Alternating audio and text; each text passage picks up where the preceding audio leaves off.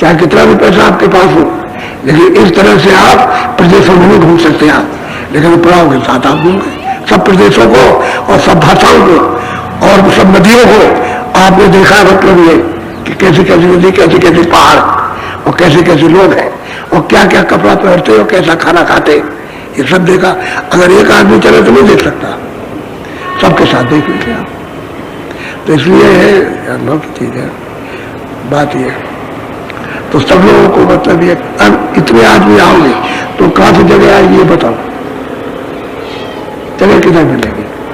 आदमी भाई जितनी जगह होगी उतनी दो, और जगह नहीं है तो मतलब क्या किया जाएगा? बोलो जय गुरुदेव, जय गुरुदेव। अब थोड़ा भजन बैठे हो,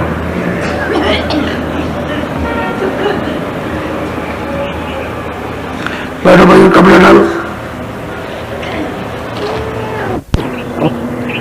2 दिन दिवाली के होते हैं और वो अलग अलग है, साधुओं की अलग होती है, वैष्णव की और लोगों की अलग होती है, लेकिन 7-8 को दोनों दिन है। तो अभी आने वाली है खेत में लोग जो है तो रात्रि टेंट लगवा देंगे, लोग बहुत आएंगे। तो जो लोग नए आए हुए हैं अभी, वो तो और कोई जाने वाला हो तो वहां बाहर आ जाओ, और जाने के बाहर आ जाओ।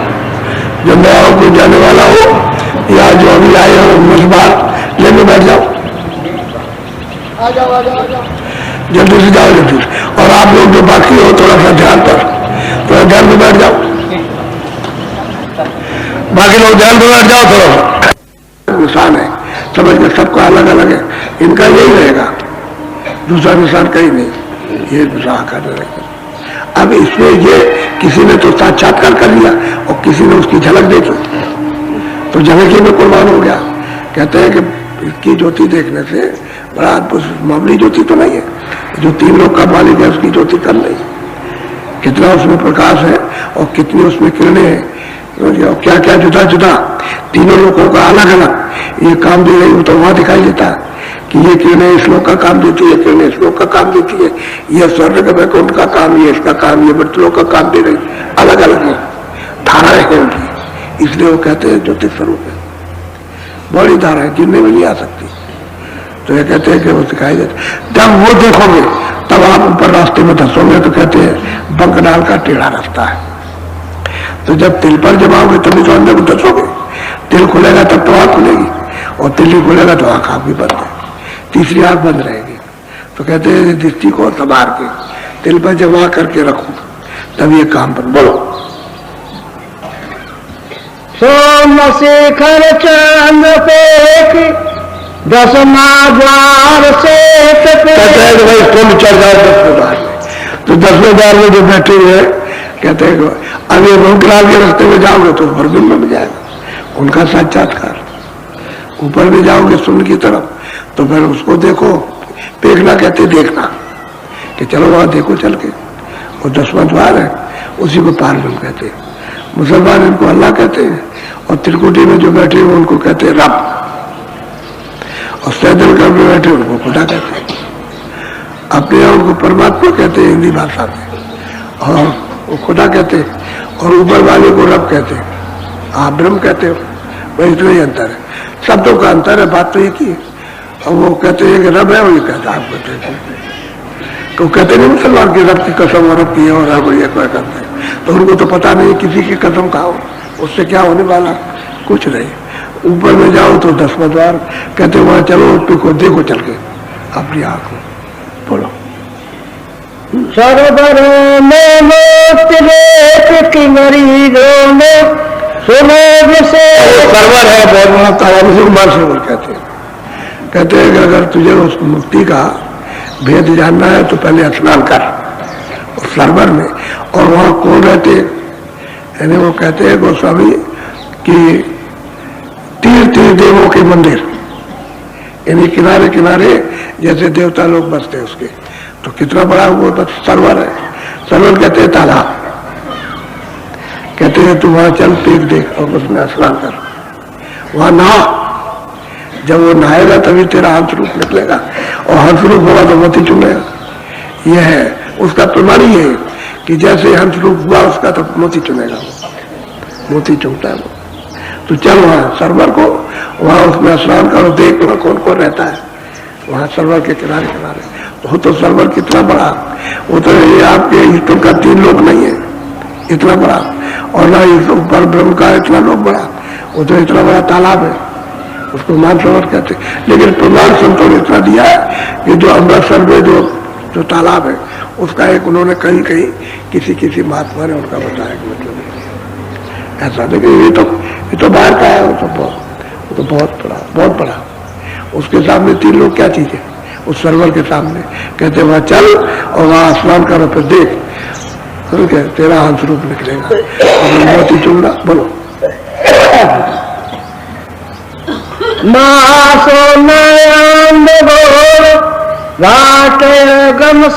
वो कहते हैं कि बात तुम ऊपर में, जैसे ही 10वें द्वार में उसका पार्वम का दर्शन हुआ उसका, तो आगे जो है वो तो मतलब ये है कि उसके बाद में नाका उसका, तब जाके कहते हैं महासम का, कहते हैं अंधघोर है वो मैदान, इतना खरबों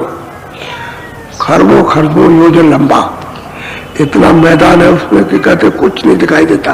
कुछ का मतलब इतना प्रकाश है कि सूरज की आग बिल्कुल एकदम से उसमें बंद, उसको बर्दाश्त नहीं कर सकती। तभी तो उसको प्रयाग में स्नान करना, ये ऐसा अंधघोर इतना प्रकाश है कि वहां यहाँ की सूरतें जाके सब अंधी हो जाती, कुछ नहीं करते, आंखें एकदम तिलमिला गई, कुछ नहीं, इतना प्रकाश उसका। तो कहते हैं वहां पर कितना आनंद है प्रकाश का, यानी सुंदरता का, उसकी खूबसूरती का, उसकी रचना का कितना आनंद कि कोई भी अगर साधक जाएगा तो उधर नहीं जा सकता, उधर जाए नहीं सकता, रोकने का उसको देखते रुके, और कुछ नहीं, वहां रचना ही रचना है, आनंद ही आनंद है। लेकिन इतनी रचना अद्भुत है उस मैदान में कि वो आगे उसको देख करके आनंद लेकर के खुश होकर प्रसन्न होकर के बाग होकर के धन्य होकर के आगे नहीं जाता उस रचना को और प्रकाश में। तो फिर आगे मतलब ये है कि प्रयाग है, तब उसको प्रयाग में स्नान करेगा, धारा आ रही है ऊपर से, धारा आ रही है अखंड धारा, तो उसमें स्नान तब प्रकाश बर्दाश्त करता, तब उस मैदान को पार कर सकेगा, नहीं तो उस मैदान को कोई भी नहीं जा सकता है। इसलिए संतों ने कहा भाई समझ सोच करके चलो, गुरु की शरण पकड़े रहो, छोड़ो मत, क्योंकि वो उधर मिलेगा, उधर में तभी आपको ले जाएगा। और तुमने अगर कुछ जोर किया कि हम कुछ समझ गए तो बस चले जाओगे भाई। इसलिए अंतिम जगह तक, अंतिम धाम तक, तब तक बराबर शरणागति, और जब वहां पहुंचा हो तो सब लोग आ जाते, फिर क्या बोलो। सूरत जाकी सतगुरु मैदान में इस रचना में कहते हैं कि सूरत को खुद पौड़ मजबूत कर लिया कि उसको देख सके, उसको समझ सके। शब्द भी बहुत है, शब्द भी नीचे से बहुत ज्यादा, तो वो भी बर्दाश्त होगा, शब्द भी बर्दाश्त नहीं, प्रकाश भी बर्दाश्त नहीं। तो मैं सतगुरु को संग लिया, पहले तो स्नान करके पौड़ हो गई, मजबूत हो गई, स्नान प्रयाग में किया, कर लिया, वो तो धारा है बह रही है, उसमें स्नान किया, उसमें इतना प्रकाश है कि इतना प्रकाश उस धारा में आ रहा कि जितना प्रकाश महासुन के मैदान में नहीं है, तो सीधा यहाँ से बर्दाश्त कर ले, फिर बस खोल करके फिर देखे चल के। तो कहते हैं सतगुरु इसमें साथ चलेंगे, नहीं खरब जोजन नीचे और खरब जोजन जाए और खरब जोजन इधर और खरब जोजन ऊपर चले जाए, उसका कोई पता नहीं चलेगा, कुछ नहीं मालूम। ये ऐसा मैदान है इस तरह का। अब ये भेद अंदर का है, चढ़ाई में तो दिखाई देता है, सुनाई देता है और सुना सब देखती है, लेकिन अब ये यहाँ से वहां का वर्णन नहीं हो सकता, क्या बताया जाए। अब यहाँ कोई चिन्ह मिलेगा, उसी की एक नमूना कोई मिसाल दी जाएगी, तो ये ऐसा है, ये नहीं है, लेकिन मिलता जुलता वो बहुत बड़ा, ये छोटा है। इसलिए सूरज का प्रकाश या स्थानीय ईश्वर का प्रकाश इतना हुआ तो बहुत प्रकाश। ये मैदान ऐसा कि अंधघोर मैदान है, यानी अंध हो बिल्कुल। इसलिए जब तक ये सूरत स्नान न करने प्रयाग का, तब तक वो प्रकाश बर्दाश्त नहीं जा सकते। और साथ गुरु जाएंगे तब काम होगा। जब तक साथ उसमें नहीं चलेंगे गुरु तो पार नहीं कर सकेंगे। बोलो। आगे की गली नील अनंत सागचीन हंस मेरे अति प्रवीण। वहाँ अति प्रवीण बहुत ताकतवर था। कहते हैं अनंतो धुने, और उसको चीन लिया कि ऊपर की धुन कौन सी है, उसी को पकड़ के सुझाना। तभी तो कहते हैं कि ये धुने पकड़ो। और मंडलों पर बहुत धुने आ रही है, तो अगर सबको सुनेंगे आप तो आप नहीं ऊपर चढ़े होंगे। तो जो नामदान के वक्त में जो महात्मा देते हैं उस धुन को याद रखो, और जब वो सुन लो तो उसी धुन को खोजो, उसी में, तो उसी में वो मिल जाएगी। उसी में हो रही है, लेकिन वो और धुनें इतनी हो रही है आपकी क्यों नहीं समझ में आता कि सूरत गंदी है। सूरत साफ हो जाए तब तो पहचान ले। तो सूरत के कानों पर मैल है, आंख पर भी मैल है, इसलिए पहचानने में आती। तो धीरे धीरे उनको सुन करके जब साफ हो जाएगी तो धुन को जब पकड़ेगी तो धुन आने लगेगी, तो और धुनें सब बंद हो जाएंगे। वही धुन उसको पकड़ के फिर चढ़ना उसको। ऐसे ही सब स्थानों पर है, ऐसे ही सज्जन कमल के ऊपर, और फिर ऐसे ही मतलब त्रिकुटी के ऊपर, सब जगह पर ऐसा ही है। तो कहते हैं अनंतो धुने, फिर जो बताया उस धुन को पकड़ लिया उसने। सुन लीजिए आप ऊपर से जो आ रहे, क्योंकि मंडल में जो सुरतें रहती है उनमें सब में धुन है, और तो अपार तो निकलती है उनकी भी, उसको सुनती है। लेकिन अफतानी जो वहां पर मंडला भरती है, वो जो बैठे उनकी एक धुन है, क्योंकि वो तो उसी शब्द में उतर करके आए थे बैठे, तो उनकी एक ही धुन है। उसको जब पकड़ के तो स्थान पर पहुंच जाएंगे। कहते हैं कि रास्ते में हंस मिले, जूत के बेशुमार, इतने जो गिरने में नहीं आ सकते, इतने जो यहाँ तो इतने जीव जंतु भी नहीं है, इतने रास्ते में हंस मिलते हैं।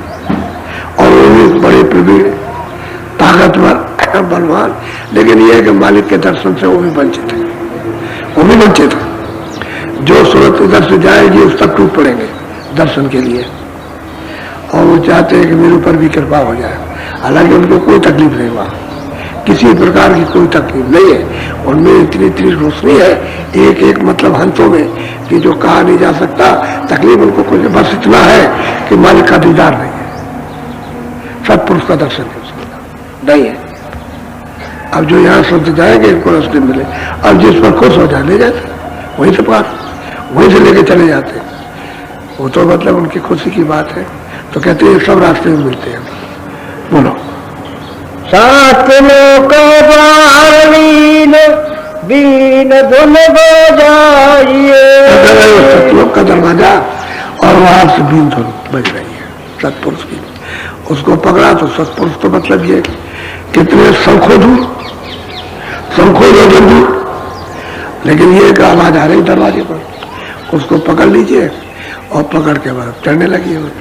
तो वहां कोई जगह खाली है, वहां अगर इतनी दूर है तो बीच में कोई खाली मैदान होगा, कुछ नहीं, सब जर्रे जर्रे में रचना है, उसके कण कण के अंदर रचना है। और उसका अनुमान किया जाए तो एक कण में कितने ब्रह्मांड समाये हुए, और उसकी उपमा नहीं की जा सकती उसी के एक कण में। ऐसा वहां का दृश्य है। तो कहते हैं भाई तुम उसको पकड़ो और तुम पहुंचो। अब सूरज द्वार पर पहुंच गई तो सतलोक में तो दाखिल होगी, हो जाएगी। इतना विस्तार सतपुरुष ने यानी नीचे मंडलों का कर दिया, और फिर मंडलों पर इनको वहां से भेज करके बैठा दिया यहाँ। तो जब ये जीव बेचारे वहां से आए तब तो बलवान थे, जब शुरू में आए थे तब तो इनमें पूरी ताकत थी, पूरी शक्ति थी, क्योंकि उसी शक्ति के द्वारा आए वापस हो जाते थे, आते थे वापस चले जाते थे। अब तो उनके जाने आने में नहीं देर लगती, क्यों रास्ता तो खुला था कि शब्द को पकड़ के आए तुरंत वापस फिर आए फिर गए, समझ गए, उसमें कोई दिक्कत नहीं। अब यहाँ जब इन्होंने फंसा लिया, जब हम नियम बना करके तब फिर रोक टोक हो गई, फिर आप नहीं जा सकते, जाओ दिखाओ जल्दी से तुम्हारे पास क्या है सामान।